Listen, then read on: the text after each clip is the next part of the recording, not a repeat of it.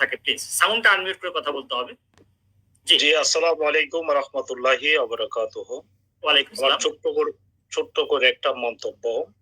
Doctor Yunus sir কেন পদত্যাগ করবে? উনি তো জাতির উদ্দেশ্যে কোনো ধরনের মেসেজ দেয়নি এবং উনি তো কোনো রাজনৈতিক দলের নেতা কর্মীদেরকে ডেকে এনে পাশে বসিয়ে বলে নাই যে উনি পদত্যাগ করবে।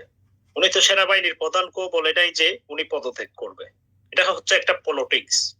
এটা হচ্ছে একটা সচেতন হওয়ার জন্য ডক্টর ইউনূস কাকে জানিয়েছে? নাহিদকে জানিয়েছে। সমন্বয়কের অন্যতম একজন সাহসী ব্যক্তি নাহিদ, যে কিনা গত কিছুদিন আগে উপদেষ্টার পদ থেকে পদত্যাগ করেছে।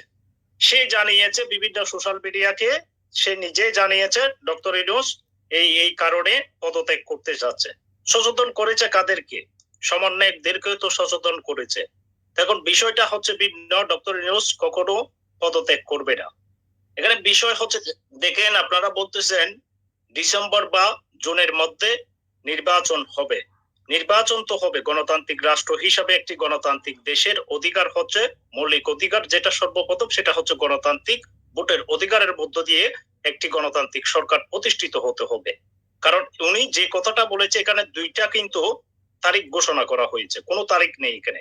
উনি বলেছে ডিসেম্বর এবং আগামী 2026 সালের জুনের মাসের ভিতরে নির্বাচন হবে। কিন্তু বিএনপি চাচ্ছে, বিভিন্ন রাজনৈতিক দলের নেতা কর্মীরা চাচ্ছে, বিএনপি সহ জামাত সহ চাচ্ছে কি একটা রোডম্যাপ, সঠিক একটা নির্ধারিত একটা তারিখ। কারণ দুইটা তারিখ দিয়ে আপনি এটা একটা দ্বিধাদ্বন্দ্ব প্রতিহিংসার সাথে নিত্য হয়ে যায়। যদি ডক্টর ইউনূস সাহেব যদি বলতো 2026 সালে ডিসেম্বরে নয়, 2026 সালে জুনের মধ্যে নির্বাচন হবে, এটাই হচ্ছে রুটম্যাপ। কিন্তু উনি তো মধ্যখানে আর একটা তারিখ ঢুকিয়ে দিয়েছে, যেটা হচ্ছে ডিসেম্বর চলিত, অর্থাৎ চলিত যে বছরটা চলতেছে এই ডিসেম্বরে। তাহলে সেই জায়গা থেকে আপনাদেরকে বুঝতে হবে রোড ম্যাপটা কতটুকু যুক্তি আকারে দিয়েছে। তো সেই জন্য বুঝতে হবে। এখানে গুঞ্জন শোনা যাচ্ছে, একটা মিনিট আমি শেষ করে দিচ্ছি। গুঞ্জন শোনা যাচ্ছে কাদের জন্য? সেনাবাহিনী যখন গত পরশুদিন যখন উনি বিভিন্ন করিডোর নিয়ে, নির্বাচন নিয়ে এবং কি নিরাপত্তা বাহিনী নিয়ে, গণতান্ত্রিক সরকার নিয়ে যখন উনি একটা মন্তব্য করেছে, সেই মন্তব্যকে রেফারিং করে এমন ভাবে একটা পলিটিক্স কাটাচ্ছে, ডক্টর ইউনূস পদত্যাগ করতে চাচ্ছে। কেন চাচ্ছে? উনি পদত্যাগ করবে না, বরং ওনার উপর আমরা আত্মবিশ্বাস রাখি।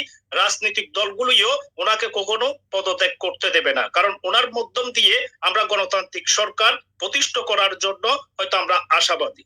ধন্যবাদ। অসংখ্য ধন্যবাদ। আপনার খুব সুন্দর যুক্তিপূর্ণ আমরা একটা মন্তব্য